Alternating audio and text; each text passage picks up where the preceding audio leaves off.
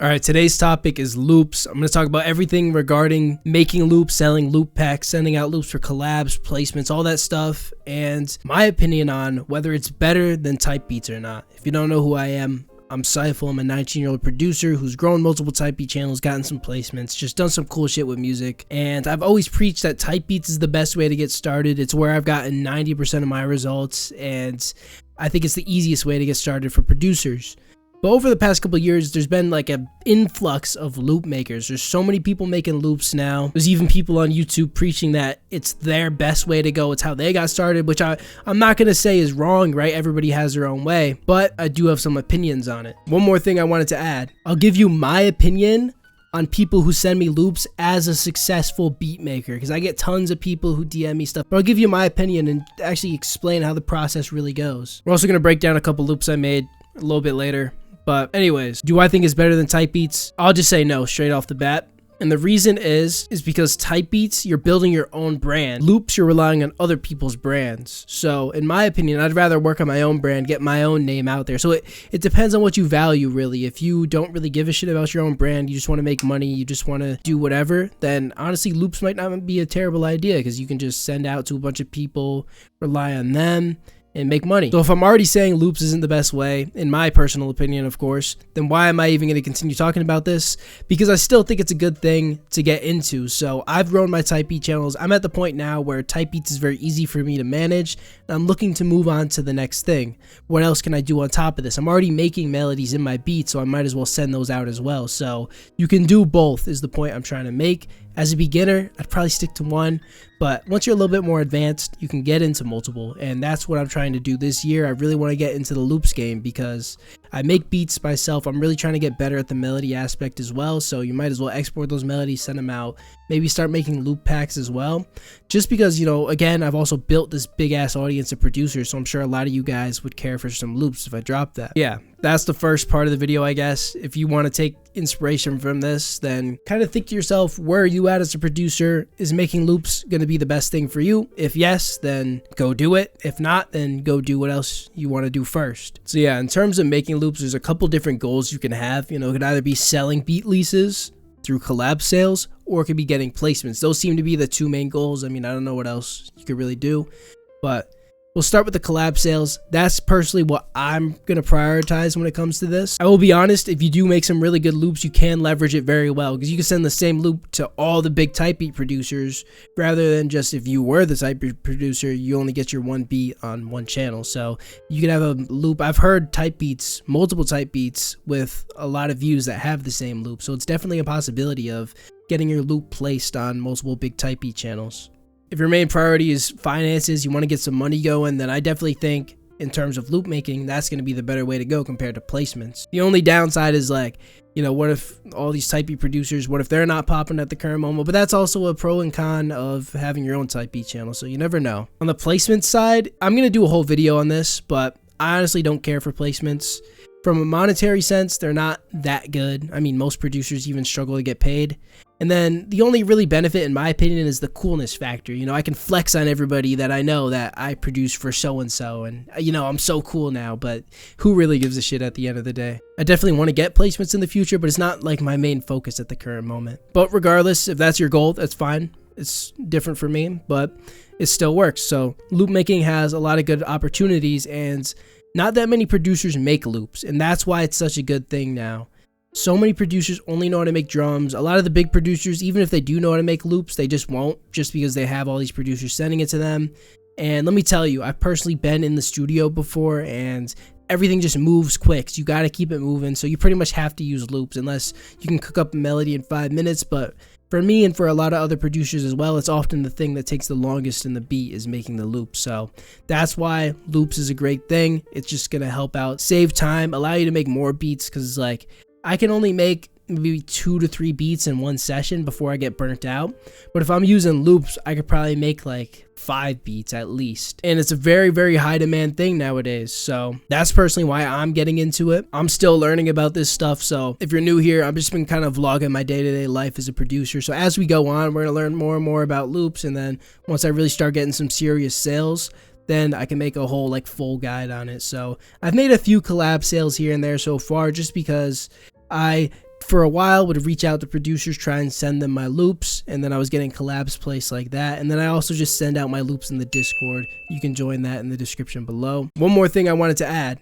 I'll give you my opinion on people who send me loops as a successful beat maker, because I get tons of people who DM me stuff. I know I talked about it a little bit before, but I'll give you my opinion and actually explain how the process really goes. First off, if you send me loops that aren't in my niche, occasionally it is helpful because occasionally I will be trying to switch it up, but for the most part, it's just annoying. Like, some people will send me some loops that are in my niche and it's like, it's cool, but then they add me on all of their lists. There's a very low chance I use some of the other shit, and I get it. I get why they do it because there is that chance I use it, but it's so annoying. My email's flooded with like, I will open it. I'm probably not going to show you because I don't want to expose people's names, but I'll read off some of these emails. See, just yesterday, January 15th, I got 1, 2, 3, 4, 5, 6, 7, 8, 9, 10, 11, 12, 13, 14 emails, and I probably deleted some as well, so it's in one day. It's fucking annoying, to be honest, because out of these 14, how many are actually in my niche? Let's find out. Dark vintage loops, okay, that might be in my niche. On a guitar vocal loop, that's not in my niche whatsoever. I don't even know who this guy is. This guy didn't put a niche, but this guy is actually good. I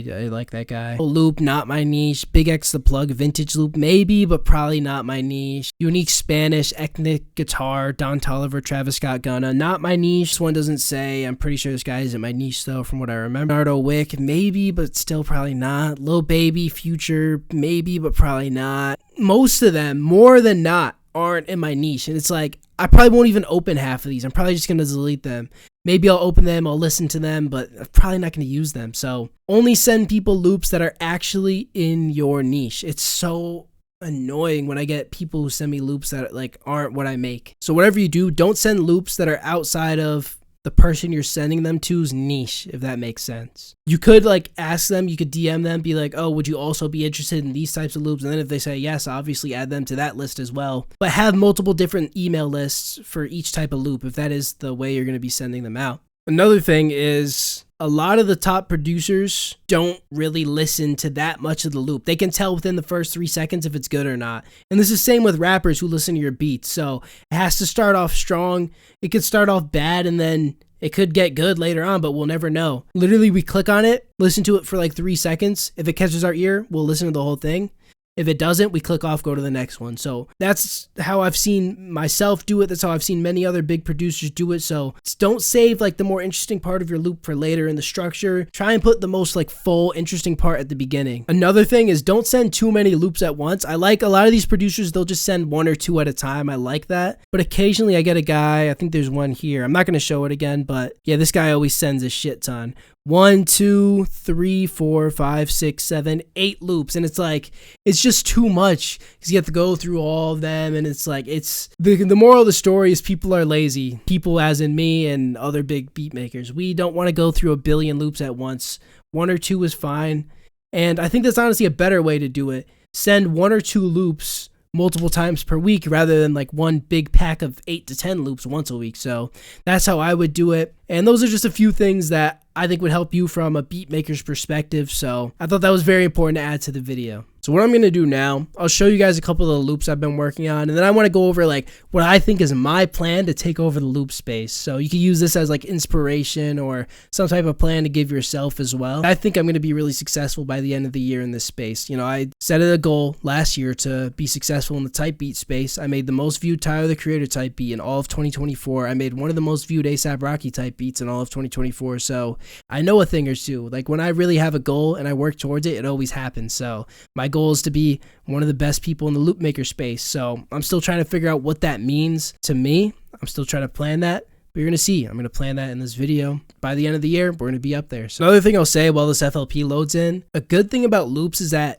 it doesn't limit your creativity as much as type beats do. You know, with type beats, you do kind of have to stick to one main niche. With loops, you can make anything because you're choosing who you send it to. But yeah, I have a few main styles of loops right now. I got like my dark, like Memphis ones. I got my R&B ones, and I got my Tyler the Creator ones, which is what I got pulled up here. I got this Tyler loop I cooked up this morning for my type beat channel, and it's quite interesting. It might be a bit too much going on. There's a lot of fucking tracks in here, but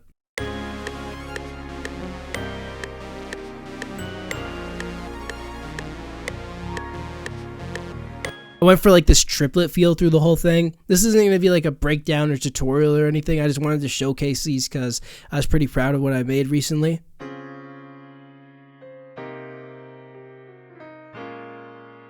And I didn't really get serious about loops, and I honestly still am not serious about loops, but I started getting into loops in about April of 2024. Kind of took a how do you say that word? Hiatus. I took however you say that, kind of over the summer. I didn't make too many loops. I've never really been consistent with loops, is what I'm trying to say. So this year is going to be the year where I get really consistent, because honestly the main way to improve is just make 100 loops and then you'll get better. So I probably made about 50 loops last year, maybe 50 to 100. I don't have an exact number, and I've definitely got significantly better since the start, but I could have made the same amount of loops in like 3 months if I really put my mind to it. So that's the most actionable step you could take right now if you're trying to improve your loops. Make 100 loops over the next 3 to 4 months, and then you'll be way better than where you started. So I think the key to loops is just like layers, like all these different layers. Even the bass has layers. Here's the drums in case you were interested. So that's just what I've been working on loop wise. I think loops are going to be a great next step for me as a producer. I think I'm going to do another loop session later today, so you'll actually get to see me like properly cook up from scratch. Maybe we'll do an R&B one. That's just kind of where I'm at. I usually have way more advice to give in these. I think this time I am more of a student as well. You know, I've had my fair share of experience with loops. I've definitely gotten a lot better at loops, but in this video I am more of the student now. But what I think the best thing to do in terms of being a loop maker is, one, find your niche, obviously. I've found 3 niches, so I think I'm definitely going to have to cut that down to have one main priority, and then I could just do the other ones like as like, you know, extras for whenever. Then the next step would obviously be get really good at said niche. So study the top loop makers, study the top producers, study the artists themselves. If there's certain artists you're inspired by.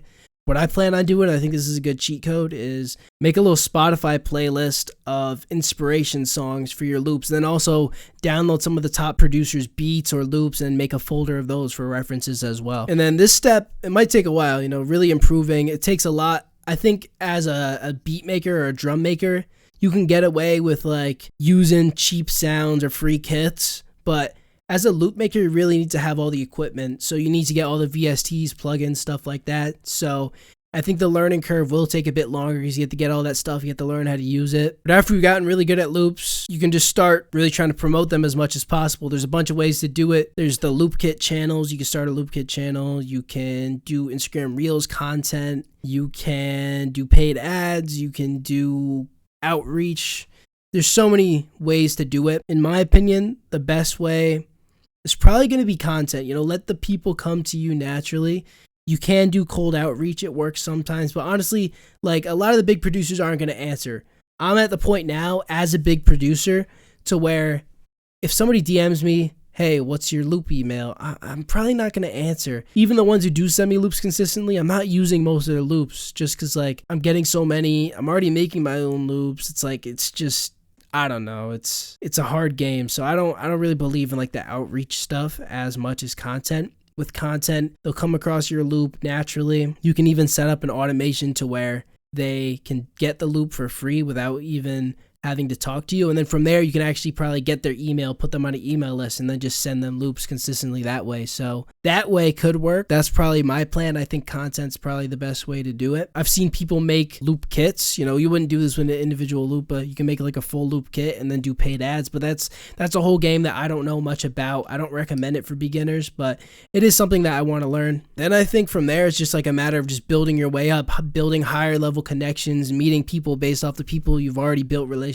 with. So you can connect with this one beat maker and then they can connect you with somebody else, and it's like from there it just keeps going. So that's probably all the steps you have to take to be successful as a loop maker. You'll see that across this series. I've been editing a lot of these videos in the car, but I think it's a good way to do it. So usually it's after I hit the gym. I had to go somewhere. But yeah, this video wasn't supposed to be much of a cook-up one. You know, I showed a couple loops. We did that soul one. I tried to flip it. It didn't really go out how I wanted to, but I could easily send out that soul idea if I stem it out and export it. So that's just an example of my loop process. And overall, that's just my plan on loops, how I'm going to get good, how I'm going to fucking market it, all that. So I think that's the best way to do it. just go back and watch what I said. And you know, if you're struggling to get started with loops, then the best piece of advice is just take action. Make 100 loops over the next 3-4 months and then see where you're at. Figure out what you like. Because I didn't really know what type of loops I liked making when I first started, but I just kept experimenting. I tried the Memphis shit. I tried a couple other sounds. I tried like dancehall loops for a bit. Didn't really like it. And I've decided on my favorites are Tyler the Creator, the Dark Memphis, R&B, and then sometimes the vintage ones. I'm still gonna have to try and put that down into just 1 or 2, but for the most part, that's where I'm at now. So I usually end off on a good lesson. What do I have to teach you guys today? All right, I thought of one. The lesson is you're only as strong as your weakest link. There's so many producers that just rely on loops every single time. They just don't know how to make good drums, but they lack in loops, and you're only as strong as your weakest link. So if you never know how to make loops, if you never get good at that, if you never learn that skill, then you're not gonna be able to keep up with the producers that can do all of it. You know, I can make loops, I can make drums, I can do it all. So just remember that. I think we tend to run away from the things we're bad at and our problems in life. So try and embrace them and try and really get good at them. So that is a motivational lesson for the end of the night. That's where we're gonna leave it here. If you're struggling, you wanna learn how to sell your first beat using my methods and my advice, click the first link in the description below, join the Discord, and I'll see you guys in the next one.